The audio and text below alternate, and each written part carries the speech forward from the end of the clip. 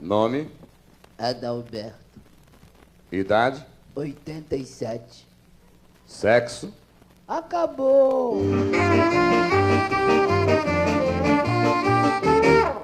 Nome? Clóvis. Idade? 23. Sexo? Ambos.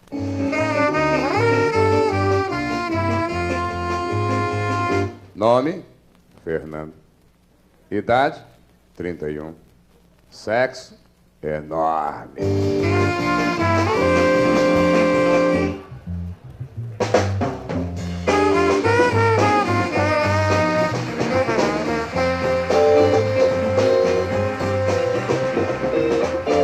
Respeitável público,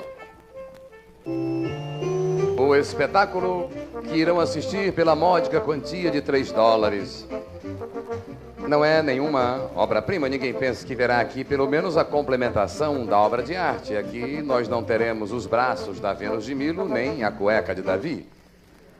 O título do espetáculo é Gostei Mais do Outro, por uma razão justa. Este é o outro, aquele era aquele.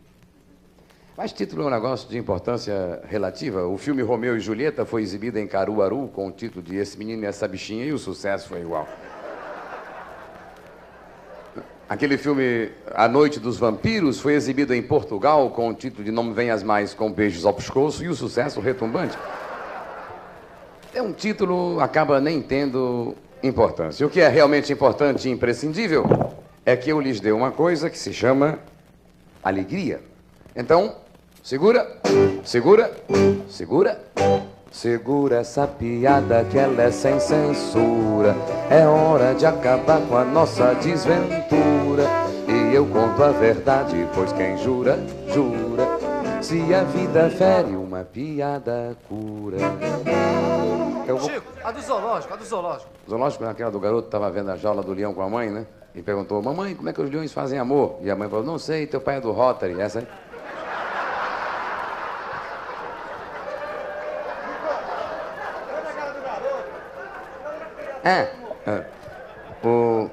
O garoto chegou e disse assim, papai, como foi que eu nasci? Aí o pai falou, meu filho, você foi trazido pela cegonha. Ele disse, e você, meu pai? Eu fui trazido por Papai Noel. E meu avô? O seu avô foi uma fada muito linda que fez plim com a varinha de condão e seu avô apareceu. E meu bisavô? Seu bisavô estava num lírio no jardim, aí serenou prata, o lírio se abriu e seu bisavô estava ali. O garoto falou, puxa, a vida na minha família há mais de 100 anos que ninguém tem relação sexual. Segura essa piada, é sem censura, é hora de acabar a desventura. Eu conto a verdade, pois... A do suco de laranja. Ah, estragou a piada, contou o fim da piada. Contou o fim. Mesma coisa que dizer, conta a história da mulher que ia comer o peixe, perguntou, pirarucu, ele disse, tiraram, sim senhora. Mesma coisa.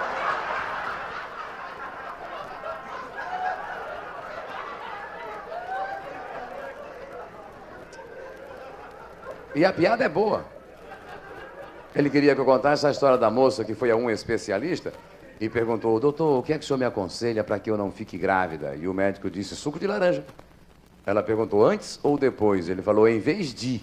Era assim. Ah, a do seminário. Uma moça morava vizinho ao seminário. E todo dia, às 6 da tarde, ela ia para a janela e rezava a Ave Maria, mas rezava gritando aos berros. Ave Maria, cheia de graça, o Senhor é convosco. E nessa hora, no seminário, os padres faziam suas orações e isso atrapalhava os padres. Então, um dos padres foi à casa dela e disse, nós muito respeitamos a sua fé, até muito louvamos. Mas a senhora reza gritando e isto nos perturba numa hora de prece e de recolhimento. Ela disse, nem me peça para mudar. Que eu sou viúva há 16 anos e uma cigana me disse que se eu rezasse a Ave Maria assim, eu ganhava um filho. Mas para ganhar um filho não precisa isso, basta um Padre Nosso. Segura essa piada, é sem censura, é hora de acabar a desventura. Eu conto a verdade, pois quem jura, jura. Da ligeireza, qual é? Aquela da moça que caiu na rua e levantou correndo, disse pro cara, viu a ligeireza? Ele falou, vi, mas não sabia que tinha esse nome.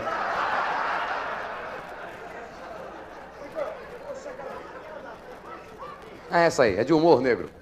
Não é negro, cinza chumbo. Um cavalheiro foi ao médico e disse, doutor, minha mulher está com um problema, deve ser alguma coisa por causa da idade. Ela está com um seio normal, mas o outro seio tem 1 metro de comprimento. O médico falou, idade? Não é, meu amigo. Como idade? Minha mulher é da idade da sua e os seios dela são normais. Ele disse, bom, mas o senhor não dorme em camas separadas. Segura essa piada, é sem censura, é hora de acabar a desventura. Eu conto a verdade, pois quem jura... Essa é forte, não pode. Isso aqui é um teatro, não é botiquinha, meu. Pode ser, Chico. Essa piada é pra contar em arquibancada de futebol, dia de jogo, manufatura e confiança, não vou contar isso aí. Dá pra contar, sim. Não pode, rapaz, não pode. Não é aquela do cara que roubou 6 tomates na feira e morava num país que tinha pena de morte. E o cara falou, você vai ser enforcado.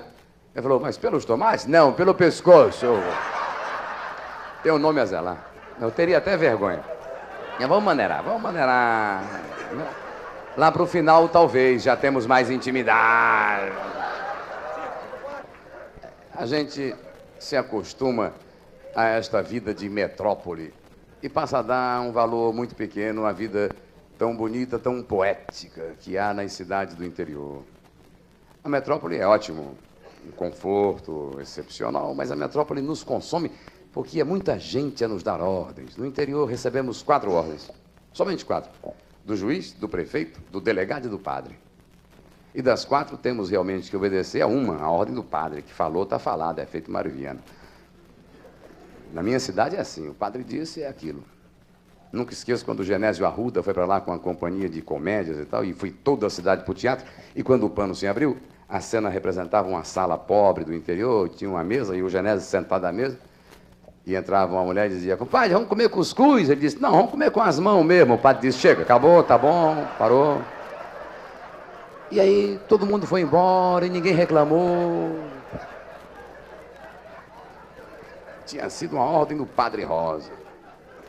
Padre Rosa, um homem sem erro. Engano sim, engano cometeu mas engano, poxa, engano é coisa desculpável. Foi um engano até no púlpito, na hora de um sermão. Ele falava, e Jesus, com 5.000 pães, deu de comer a 5 homens. Cícero Félix, na primeira fila, disse, isso eu também faço.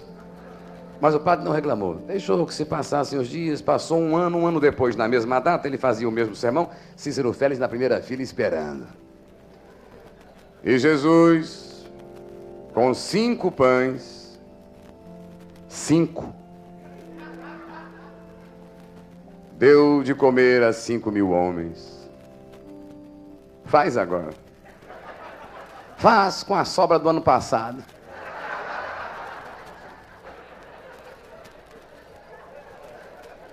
Padre Rosa foi o meu primeiro professor. Padre Rosa foi quem me ensinou o catecismo. Graças ao Padre Rosa, eu sou hoje um profundo conhecedor de história, inclusive de história sagrada, que eu sei coisas relativas à criação do mundo que muitos padres ignoram. Eu sei de diálogos paradisíacos. Por exemplo, o dia em que Adão chegou em casa e disse, Eva, minha filha, você botou minha roupa nova na salada. Ora, não.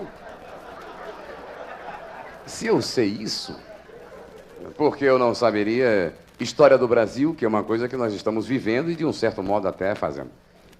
Então eu vou contar para vocês a história real, a verdadeira do descobrimento do Brasil, que aconteceu em 1500, o que não é a grande vantagem, porque naquela época o dólar estava 18.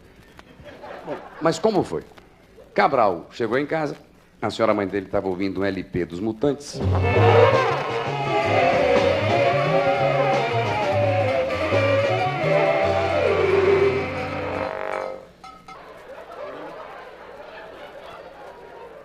Aí o Cabral falou, mamãzinha, acho que vou descobrir a América. Porque ele queria primeiro descobrir a América, para que no futuro o Brasil tivesse um lugar onde pedir dinheiro emprestado. Ele já tinha bolado o negócio. A mãe falou, ó, filha América, não vais, pois a América descobriu Colombo, pai, então não sabes, Colombo, aquele que tem uma casa de aves e ovos na esquina e que ontem botou um ovo e ia em pé, que é mais difícil. Ouve cá, pá, porque não descobres o Brasil? E Cabral já saía para descobrir o Brasil, quando a mãe falou, ó, Cabral, não vais agora? Deixa para ir em abril, anda, vem experimentar a tua fantasia de libelo esvoaçante. Aí Cabral experimentou e tal, desfilou, tirou o segundo, ganhou o Evandro, mas ali, muito disputado. E na quarta-feira de cinzas, Cabral abriu um jornal e ali estava o que ele praticamente procurava. Era um anúncio que dizia, precisam-se de navegadores com carteira de habilitação em dia e imposto de renda pago e que queiram navegar por mares nunca antes navegados. Era o caso dele. Ele pegou o Fusca, foi para o palácio e tal. Trânsito difícil, tinham construído um tobogã no caminho, aquele negócio complicado. Quando ele chegou, já muitos candidatos à vaga, o rei nervoso, organizem-se em fila, façam lá uma fila por ordem alfabética. Primeiro os Joaquins, depois os Manuéis. Ora, Cabral, que se chamava Pedro, ficou sendo o último da fila e ainda assim foi quem venceu a concorrência. Em segundo ficou o Vasco da Gama e em terceiro o Benfica. Cabral foi levado ao porto para ver a frota que lhe davam para a viagem. Era uma frota composta de 10 caravelas, 3 navios redondos e um submarino. Submarino que acabou nem vindo, porque, por erro de fabricação, ele não afundava. Foi feito de cortiça, então ali só tranquilão. Houve a cerimônia do batismo da frota, coisa demorada, porque no lugar de pegar a garrafa do champanhe e dar com ela no casco do navio, jogavam as garrafas na água e iam com os navios de encontro às garrafas. Nem todos tinham boa pontaria, negócio de 3 meses para batizar tudo. Mas afinal a frota foi batizada e Cabral partiu. Orientava-se inicialmente pelo Cruzeiro do Sul e em seguida pela Varig, que estava em águas internacionais. E céu e mar. E céu e mar, aquela monotonia. E um dia que ninguém sabe direito até hoje, se era 21 de abril, 22 de abril ou 3 de maio, porque todo mundo mexia naquela folhinha. Num dia lá, 45 de outubro, Cabral estava debruçado na amurada do navio, quando ele avistou boiando sobre as águas. Era o primeiro sinal de terra vista. Tanto que com mais meia hora ele chegou à terra e desceu, foi recebido inicialmente pelas irmãs Batista, Linda e Dircinha, e em seguida pelos índios. 2 dos índios estão aqui, o cacique Morubixaba e o pajé Morubichona. Aí, os índios ficaram muito felizes com a chegada do Cabral. Que bom, Cabral chegou, breve teremos Topogígio, aquela alegria indígena. Aí os índios todos deram presentes ao Cabral. O Aimoré deu biscoito, o Tupi deu a televisão, o Calbi deu o Peixoto, aquele negócio. Era hora de batizar a terra. O primeiro nome pensado foi Argentina, para que no futuro, quando na Europa dissessem que nossa capital é Buenos Aires, estivessem certos. Mas nesta hora, por casualidade, descia um avião da Pan American com 86 americanos que vinham passar o carnaval aqui, e Cabral disse, vai se chamar Brasil, em homenagem aos americanos. Porque Brasil não tem nada com pau-brasil, é uma sigla. Letra por letra quer dizer, bravos rapazes americanos silenciosamente irão levando. Mas os índios não gostaram. Os índios não gostaram. Aí o que fizeram os índios? Rogaram uma praga ao Cabral. Tu nunca vai subir na vida. E é por isso que no Brasil o Cabral cada vez vale menos.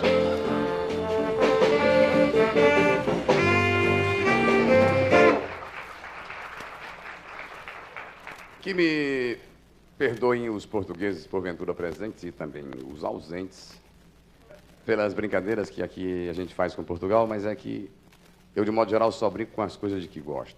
E eu gosto muito de Portugal e dos portugueses, e meu melhor amigo, meu mais antigo amigo e meu mais fiel amigo é um português. Amigo do tempo das vacas magras, puxa vida, daquela época da vida em que nada dava certo para mim. Eu jogava nos 25 bichos do jogo, de tarde dava pernilongo, minhoca. Eu sonhava com Clóvis Bornai, jogava, dava leão. Existe? Eu acordava tão cedo para procurar emprego que 4 vezes peguei o Cristo Redentor fazendo ginástica. Mas nessa época da vida, chega para mim esse meu amigo Azambuja e me oferece 200 cruzeiros para que eu jogasse uma partida de futebol pelo time dele. Gostando de jogar futebol, como eu gostava, ainda me dava 200 cruzeiros, era a sopa no mel. Né? Mesma coisa que oferecer para um terrorista o endereço de um cônsul, o que eu queria mais? Né? Bom, é verdade que era para jogar no gol, e o gol não é a minha posição, eu sou meia de ligação, mas naquela altura 200 cruzeiros eram 200 motivos para que eu envergasse a jaqueta número 1 do Esporte Clube, tornei-me um ébrio num jogo que ia haver no interior do estado do Rio. E fomos para um jogo de caminhão. Agora o caminhão. Marca do caminhão, ignorada. Ano de fabricação em estudos. Todo mundo na carroceria. Vai o caminhão. Tinha uma subida, o chofer falou, desce para empurrar que ele não aguenta subir. Desce, todo mundo empurra. Aquele planalto sobe, todo mundo vai ao caminhão. Tinha uma descida, desce para escorar que o freio não aguenta. E todo mundo... Do Rio até a cidade onde havia o jogo, eu contei 35 subidas, 35 descidas. Cheguei a falar com a Zambujo, que a gente viesse, tá certo, a gente vai jogar. Agora, precisava trazer o caminhão? Vamos. Aí nós fomos para o campo. Ao chegar ao campo, eu já não gostei. Tinha um garoto de 10 anos gritando, facas e canivetes para depois do amistoso. Não me agradou. Aí o nosso time entrou em campo, e o campo era um desses campos de montanha, de maneira que de uma baliza a gente não via outra, porque tinha um morro no meio. Mas morro baixo, negócio de 50 metros e tanto. Jogando de automóvel nem ia ser problema subir e descer aqui. Aí vamos bater bola, eu sou goleiro. Aí entrou o time deles. Uma vergonha, aquela camisa vermelha e branca listrada, mas o vermelho já desbotado. Aqueles caras com cueca por baixo do calção, chuteira e meia soquete, o goleiro de óculos Ray-Ban. Mas no meio do time deles vinha um crioulo. Quando eu vi o crioulo, eu senti aquele arrepio da morte, passou por aqui. Os olhos do crioulo eram aqueles olhos que há 2 dias não vão em casa, sabe o olhar de anteontem? Aquele olho vermelho, eu acho que ele, como colírio, usava groselha. E o olho era para fora, o olho chegava antes. Aquele olho primeiro eu, não? Se ele quisesse usar óculos, tinha que ser em formato de sutiã, para caber o olho, né? A orelha do crioulo era um prato fundo de graxa. Tinha um galho de arruda, mas não é que ele colocou, nasceu. Orelha pré-adubada, né? O nariz, crioulo era bem servido de nariz. Aquele crioulo em janeiro sentia cheiro de rosa que ia nascer em setembro. A boca, um desgosto, um dente. Um dente. Tanto que o apelido dele era Onde Vais Tu, Garboso Infante? E a língua do crioulo, sabe beterraba? Daquela cor, dessa espessura, desse tamanho. Pensei que ele estava de gravata, falei, o jogo é rigor? Aquele crioulo numa briga não tinha que dar soco nem pernada, era linguada. Tac, tac, não fica. O pescoço, nem pescoço francês tem tanta personalidade. Aquele pescoço... O crioulo tinha uma Gina Lollobrigida tatuada no braço, mas era tanto músculo que cada vez que ele fazia assim, ela descruzava a perna. Aí o crioulo virou de costas, eu vi que ele era número 9. Falei, a Zambujo, o crioulo é centroavante.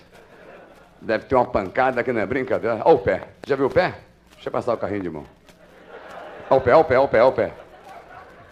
Todos de chuteira, o crioulo de sandálias havaianas. Com uma para cada dedo, né? Porque o pé era raiz de jacarandá. Sabe aquele pé que tanto cresce pro interior como pro litoral? A sola, aquela que apaga charuto sem bronca, manja? Caco de vidro com redela. E as axilas? E as axilas? O forte do... Eu não me refiro à arquitetura, mas ao que emanava, né?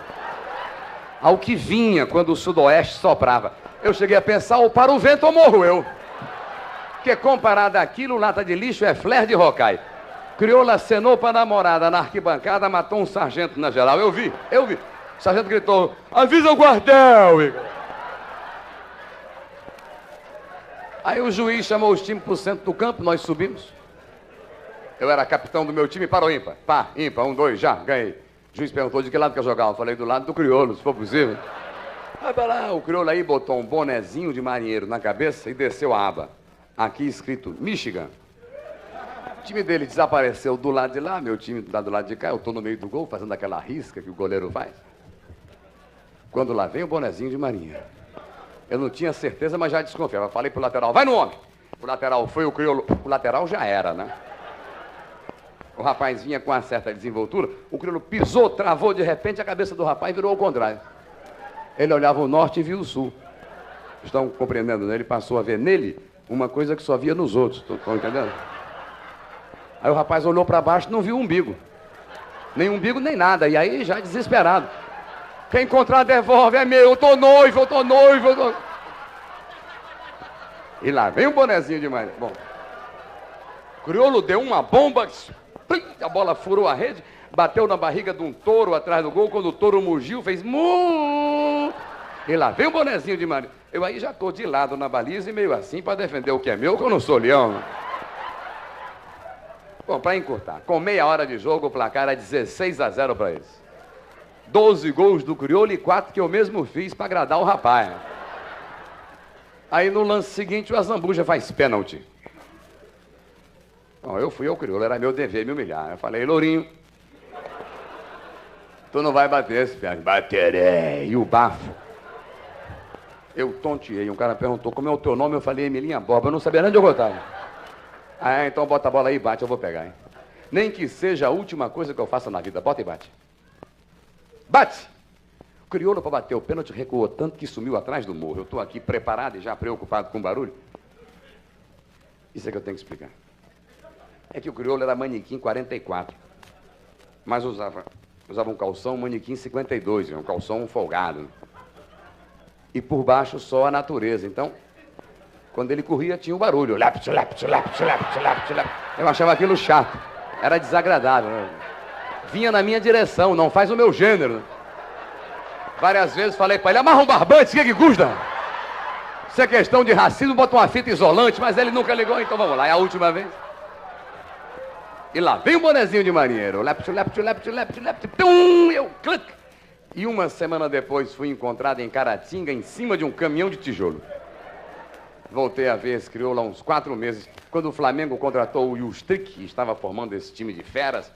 Então eu fui lá e falei, negão, chegou o teu dia. Eu vou te levar pro Flamengo. Ele falou, não tem essa. Por quê? Eu já subi. Aquele tal do Justric cortou o cabelo do Doval, cortou as unhas do Ney. Tá cortando tudo que é comprido, tu acha que eu vou se arriscar?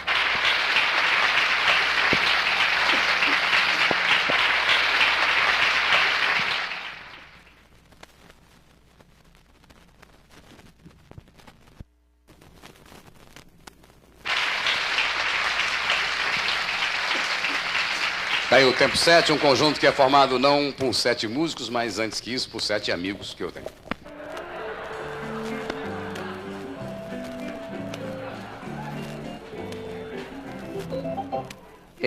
Está havendo pelo mundo, se não uma inversão, pelo menos uma subversão de valores.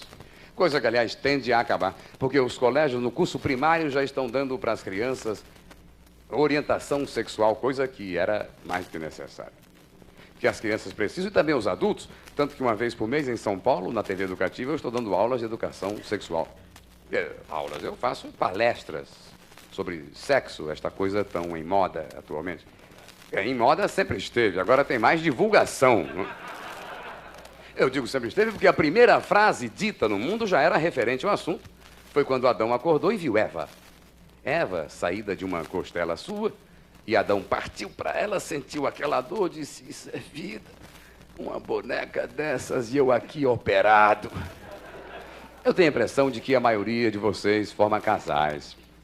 Talvez fosse produtivo aqui, agora, uma palestra sobre educação sexual, porque há muita coisa a ser esclarecida, muita controvérsia. Educação sexual não é fazer as coisas educadamente. A senhorita poderia permitir, talvez, que eu e tal, né? Sem querer incomodar, só um pouquinho, não é isso? Educação sexual é um negócio muito sério. A educação sexual da criança, sabe a hora em que contar para o garoto não haver precipitação? Feito um cara que o filho perguntou, papai, de onde eu vim? Ele já entregou. Blá, blá, blá, blá, blá. Ele falou, quer saber de onde eu vim? Porque lá na escola tem um menino que veio de Macaé. Quer dizer, o cara se precipitou, não era aquela hora. E a hora é preciso que exista, essa hora é necessária para evitar problemas piores, como o outro que o filho diz, Papai, tive hoje minha primeira experiência sexual. Ele disse, que bacana, senta aí, me conta. Sentar não posso, olha, isso é um absurdo, né? É lamentável. Quer dizer, a hora tem que haver. Tem que haver a hora. O que eu sugiro é que quando chegue a hora, eu sugiro então que falem abertamente, claramente, francamente, como se nós adultos entendêssemos daquilo que estamos falando. A criança vai saber entender, ela está esperando esta hora, está ansiando por esta hora. A criança está muito mais na frente do que nós podemos imaginar. O mundo mudou de cara, o amor livre existe, de minha parte inclusive, que não costumo cobrar. Há uma pilantragem poluindo o ar universal. Eu morei 2 meses num hotel. E o hotel era recém-construído, a parede fininha, quer dizer, o vizinho descascava cebola, eu é que chorava, entende aquele hotel? E uma noite, num apartamento vizinho ao meu, hospedou-se um casal em lua de mel. E eu sei que era lua de mel porque ela ainda o chamava de senhor. Então, no meio da noite ele falou, mentirosa! Eu liguei. Educação sexual não é ter bem educado o... Como é que eu vou falar? Tem tanto apelido que eu me perco. Na tua casa, como é que chamava? Piu-piu, né? O Bonifácio, o Petronilho, o Armandinho. Ele, digamos assim, ele. E aí eu falo exclusivamente aos homens. É preciso que entre ele e você não haja nunca uma zona de atrito. Isso é muito perigoso. Muitas vezes, quando a gente mais precisa, ele não quer nada. Existe? Não existe. É aquela hora do não sei o que está vendo, é a primeira vez. Outras horas não estamos nem pensando, ele se faz presente. Se quiserem, podem trocar por faz-se notar. Ele é um amigo, aquele amigo em quem você vai confiar sempre na esperança de que nunca vai falhar. Nunca esqueça que ele começou a se interessar pelas coisas muito tempo depois de você, uns 13 anos talvez, e provavelmente vai morrer antes. O quê? Uma morte que você vai sentir muito, um luto sofrido, amigo. É porque morreu, tá morto, adeus, esqueça. Não vai na loja, me dá 1, me dá 2, não vende. Então aproveite enquanto ele está vivo, incentive-o quando achar que ele merece nota 10. Quando gritarem, é o maior, agradeça. Embora você reconheça que não é o maior, mas pelo menos está naquele hall do chiquitito para o cumpridor. Então se esforce para que as pessoas do seu círculo de relações aí é muito bem aplicado, e círculo também, inclusive, para que essas pessoas tenham por ele o maior desvelo, aceite-o como ele é. Se você não está satisfeito com ele, faça um exame de consciência, veja como tem tratado, a vida que ele tem dado, os lugares que ele já frequentou, só para que você não ficasse mal, o que você prometeu e não cumpriu. Sabe lá o que é sonhar com a Brigitte Bardot e encontrar a empregada da Clementina de Jesus? É mole? É mole? Tem que ser mole. Quem sabe você não está querendo passar para trás? Sabe se ele quer, se ele gosta, se é esse o caso dele? Você não perguntou. Não, é uma decisão sua. É unilateral, não faça isso. Não, converse com ele, dialogue com ele. Ele é um filho seu e quem meu filho beija, minha boca doça. Você vive falando, ele é de esquerda, Tá bom, mas quem é que está falando de política aqui? Não lhe dê boa vida, ele quer passar apertado, que passe. O problema é dele, ele está acostumado. Ele é um carregador de saco no carro do porto, é isso que ele é. E não fique pensando que você se redime dizendo que na juventude lhe deu boa vida. É mentira! Aquela vida idiota da juventude, de namoro de portão, sem o direito de entrar em casa. E você, no seu egoísmo, dizia, fiquei na mão. E ele onde é que ficava? Numa dessas ele se irrita e se suicida. Ele bebe veneno, dá um tiro na cabeça, sei lá. Não, vá por mim, se um dia ele pular do viaduto, você é um adulto viado.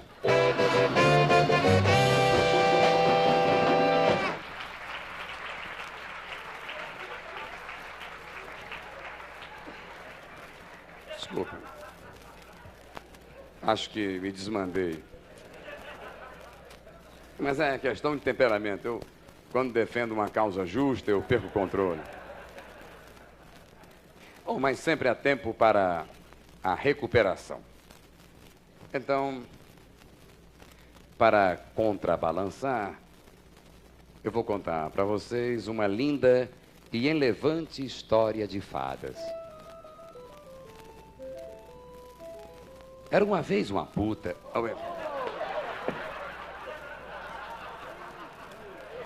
Pensando naquela tua prima, já...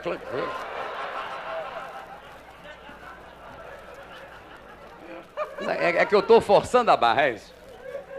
História infantil é uma coisa que eu odeio. História de fada eu acho um negócio que deseduca. Não, eu acho um absurdo que um pai conte para um filho uma história como a do Chapeuzinho Vermelho, que a história é um péssimo exemplo. A do Chapeuzinho Vermelho, vocês conhecem? Bom, começa que a menina, em vez de pegar o lanche e ir para a escola, pega uma cestinha e vai para o mato. Mas o que é que esta menina vai fazer no mato? Tá bom, vai levar comida para a avó que mora sozinha na floresta. Agora, deixar uma velha sozinha na floresta é uma safadeza, ou não é? Pode ser que seja uma chata, mas é mãe. Mãe é mãe. E o nome da menina? Alguém sabe o nome da menina? Não tem. O pai deve ter se negado a registrar. Certamente o pai já viu que a garota era uma idiota ou então cega, porque ela chega a confundir a avó com lobo. Bom, quem confunde a avó com lobo, confunde beija-flor com helicóptero. Entrou no quarto, o lobo está deitado. Tem que ver que é um lobo. E ela ainda vem com aquela, pra que esse olho tão grande? Pra que esse nariz tão grande? Pra que essa boca tão... E parou por aí, porque de um certo ponto em diante, a diferença entre um lobo e uma avó é um negócio descomunal. Não, ainda tem aquele caçador que entra, abre a barriga do lobo e tira a velha viva. Viva! Esse caçador não era nem o Zerbini, era o Mandrake. Nós vamos esclarecer. Se o lobo realmente papou a avó, este papou aí tem sentido figurado. E ainda há quem chame o lobo de lobo mau. Mas lobo mau por quê? Lobo é lobo. Lobo é aquilo. Existe lobo bom, lobo congregado mariano, lobo bispo, existe. O lobo é o único personagem decente na história. Quer dizer, é a história de uma menina debilóide, filha de gente sem escrúpulos, uns safados que renegam a própria mãe. Menina que fornece a lobos desconhecidos o endereço de seus familiares, um lobo com visível propósito alimentar. Isso tudo se passa numa mata virgem. Porque ainda tem essa, a mata é virgem. Querem insinuar que o vento é fresco. Não. Eu sou contra essas histórias, são inventadas demais. E comigo, a verdade anda do lado. Para mim era cômodo, por exemplo, aproveitar esse sotaque gaúcho que tem e contar vantagens. Sou de Bagé. Mas não, eu confesso, eu sou do Ceará. O Rio de Janeiro continua sendo o Rio de Janeiro, fevereiro e março. Ficou 400. 400. Ficou 400. 400. Tudo que eu sei e tudo que eu sou na vida, eu devo e agradeço ao Rio de Janeiro. Mas eu também sei muito do Rio de Janeiro. Eu sei que o Rio de Janeiro é a cidade onde moram os cariocas. E eu falo assim porque eu não considero como carioca todo aquele que nasceu no Rio. Carioca é quem tem o espírito do Rio. Em cada 10 pessoas nascidas aqui, 7 são cariocas. Assim como em cada 10 paulistas, 6 são italianos. Os outros 4 são japoneses. Mas eu realmente entendo do Rio, tanto que eu acabo de ser convidado, solicitação que, aliás, muito me honrou, para fazer parte de uma sociedade criada para proteger as tradições da Guanabara. Não que eu seja contra o progresso. Eu entendo o alargamento da praia de Copacabana, eu aceito o esburacamento em toda a orla marítima para esgotos, afinal são 800 mil pessoas diariamente entre 7 e 9 da manhã, e essas pessoas merecem um conforto especial, uma atenção maior, porque são pobres coitados que moram defronte do mar. E eu tenho piedade de quem mora defronte à praia. E no Rio há milhões desses, claro, nem todos são dignos de pena. Há um núcleo que considero de privilegiados. Aqueles que moram defronte à praia de Botafogo. Esse está com a vida que pediu a Deus. Ele acorda, abre a janela, aspira. Vem aquele aroma que ele rejeita, mas não identifica. Ele identifica, mas não acredita. Vovô, que cheiro é esse? É merda, meu filho. Cheio de merda isso aí. Tudo isso é merda. Gente, avisa, é merda. E o interessante é que para ele sair de casa e ir à merda, ele tem que atravessar apenas 5 pistas de tráfego. Só 5. Passou aquelas 5, já está. Claro, não abre a porta e atravessa, como se atravessasse uma viela pouco importante, como o Champs-Élysées, a Quinta Avenida. Não, há um esquema a ser cumprido. Abriu a porta e está na primeira pista, que dá mão da cidade para o Morisco, com exceção das bicicletas que só vão na contramão. Então você deve esperar que feche o sinal da Rua Farane, que se escoe o tráfego do viaduto, e aí você vai. E vem. Vai e vem. Porque se não vier, há um ônibus que não para nunca naquele sinal, vai lhe dar uma porrada nos colos, você nunca mais vai esquecer. Então qual é a solução? Você pega um ônibus que vá para Copacabana, vai até o fim da linha, não salta, fica sentadinho, volta no mesmo ônibus e esse ônibus o deixará na praia. 3h30, mas e o conforto, hein? E a recompensa? Você e as crianças naquele banho de mar que só Botafogo proporciona. Ah lá, pai, aquele cocôzão é novo. Tá jogando o quê? Bosta ball. É isso aí, eu moro na Urca e pega a rebarba. A felicidade é que eu moro no Rio, que está sempre me fornecendo um farto material. Por parte, inclusive, do próprio Carioca, que além de ser um concorrente que eu tenho, é um colaborador. Porque o Carioca é diferente. A gente coloca 20 sujeitos e sabe qual dos 20 é o Carioca. Principalmente quando fala. E eu não me refiro a sotaque, me refiro ao poder de síntese. Porque o Carioca tem um poder de síntese sensacional. Numa meia palavra, ele diz o que qualquer um gastaria 3 frases. Como é que vai o Lorival? Sifo.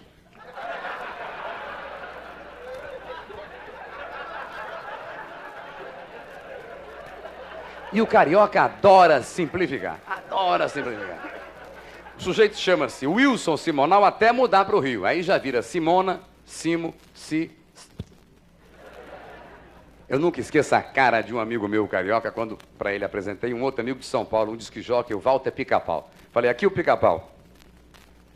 Foi constrangedor ver a cara do carioca querendo abreviar o nome do Pica-Pau sem dar pé. Mas o carioca não se aperta.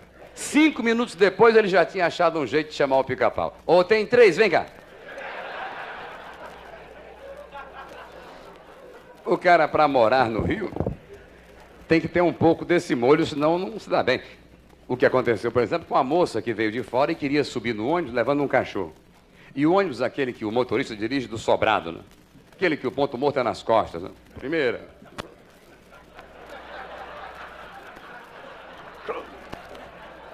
O motorista lá, aquele negão que desfila na portela, negócio, escuta, distinta.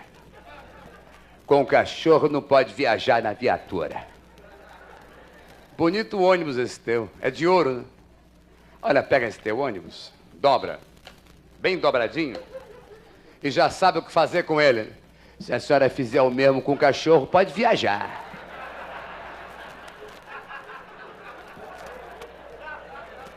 Mas esta alegria de viver é que vai fazer com que nós façamos deste país aqui o maior país do mundo.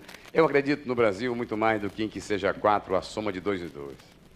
O Brasil não é nem o país de amanhã, é o país de daqui a pouco. E nós vamos chegar lá.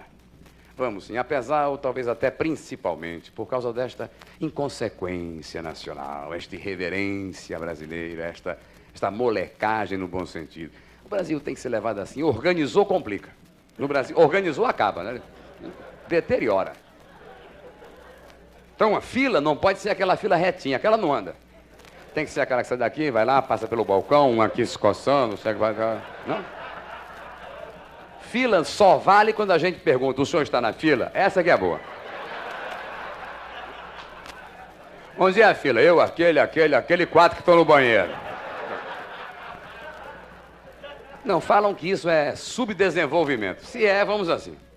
Onde eu acho realmente que há um enorme subdesenvolvimento no Brasil é no nome de jogador de futebol, que eu acho até uma vergonha. O jogador inglês é Jimmy Greaves, Bobby Charlton, Stanley Matthews, né? Usa língua, Stanley Matthews, né? Esse Bobby Moore, pode roubar bracelete que não dá cana, Bobby Moore, né? Jogador alemão, Beckenbauer, Hild, Schultz, dá a bola, Schultz, eu dou logo, é tua, leva, não? Schultz. Jogador russo, Lev Yashin, Metreveli, Shesterniev. E agora um concerto com Shesterniev. Não tem, né? Argentino aqui, vizinho nosso, Oscar Mar, Nestor Rossi, Alfredo Di Stefano, Ángel Labruna. Agora jogador brasileiro. Piau, Pipi, Fifi, Popó, Pelé, Picolé, Mitotonho, Pirombá, Cafuringa, Onça, Tinteiro, Fio. Fio de quem? Hein? Um lixo. No Ceará, no ferroviário, tinha uma linha média que era Redondo, Peru e Cacetão.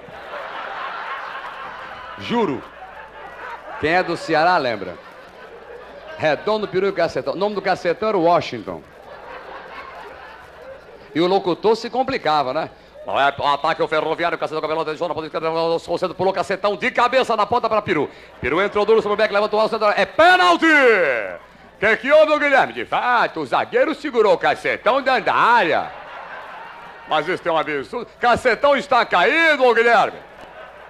Mas quase massagem já levantou.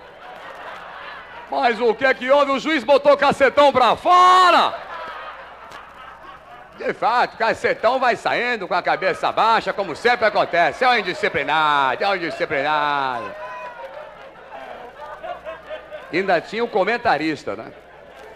Meus amigos, Ferroviário está jogando errado. Colocaram redondo na frente e recuaram o cacetão. Ora, até uma criança sabe que o lugar de redondo é atrás, cacetão é que é na frente. Redondo tem que abrir para cacetão penetrar, senão não vai fazer gol. Mas isso até ajuda o Brasil, torna o futebol brasileiro mais alegre. Enquanto houver alegria, está funcionando. Eu marquei um encontro na TV Rio com Walter Dávila. E falei pro Walter Dávila, olha, Walter, te encontro às 8 horas na TV Rio. Ele chegou 9h40.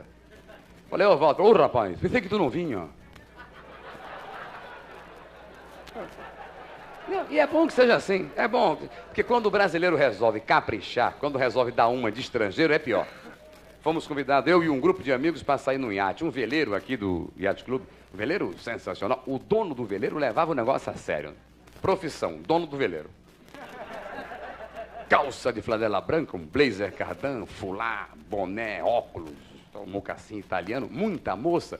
Ele quis aparecer. Pegou aquele megafone de pilha e deu aquelas ordens que ninguém entende. Estrada bujarrona! Bolina! Falou Bolina, todo mundo levou a sério. Ainda não, espera sair da barra, aguenta. Calma. Ninguém sabia, ninguém manja. Soltar as amarras! Levantar âncora! Clu! Não levantou. Levantar âncora! Clu! Não levantou.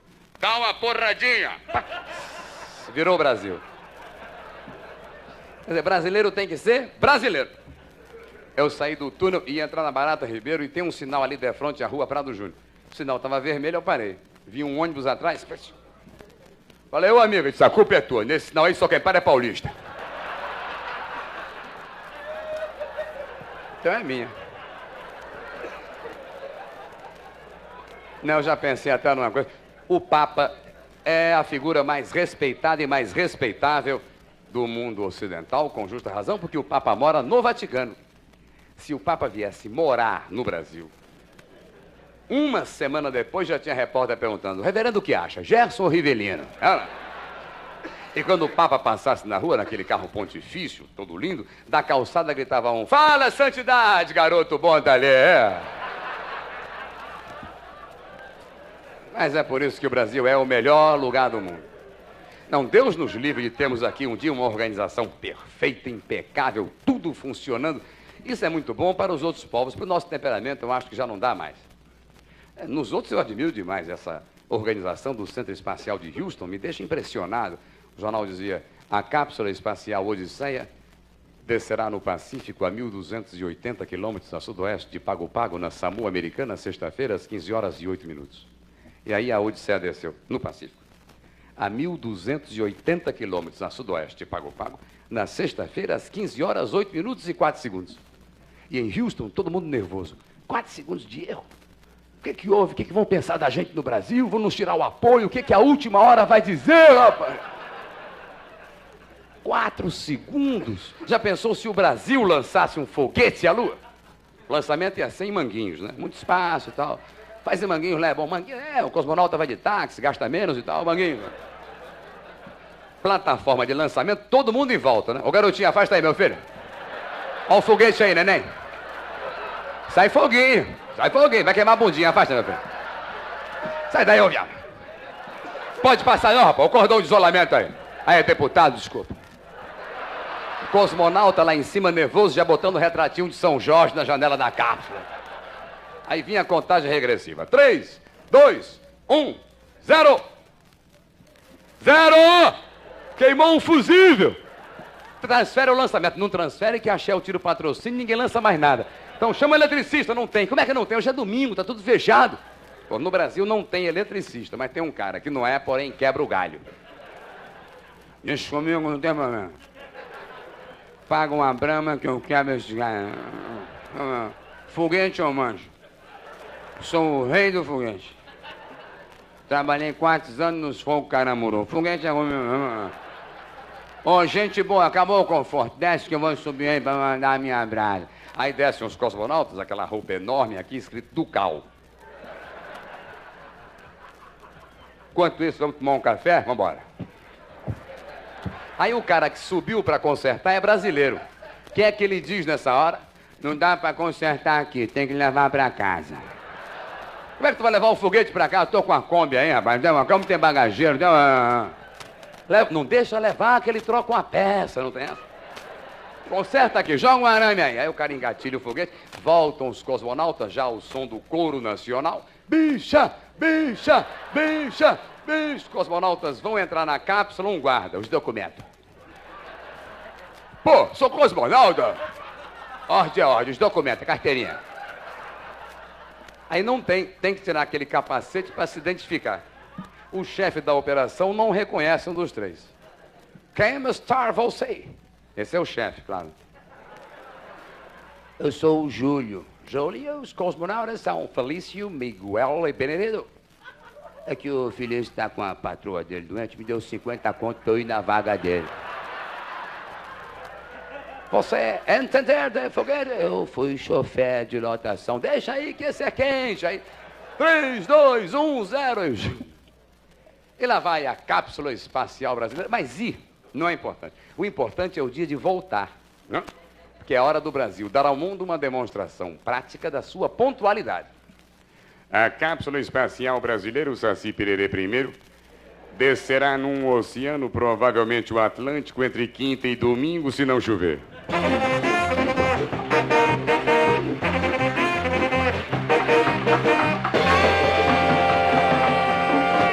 Dentro que beije o frade, na boca do forno, tirando o bolo, tudo que o seu mestre mandar. Fazeremos todo. Meu mestre deu a partida. É hora, vamos embora. Vamos embora. E nós vamos embora. Levando conosco a saudade e a tristeza de ter que ir. Mas conosco vai a alegria de saber que amanhã estaremos de volta. Não com vocês, mas com amigos de vocês, que nossos amigos passarão a ser.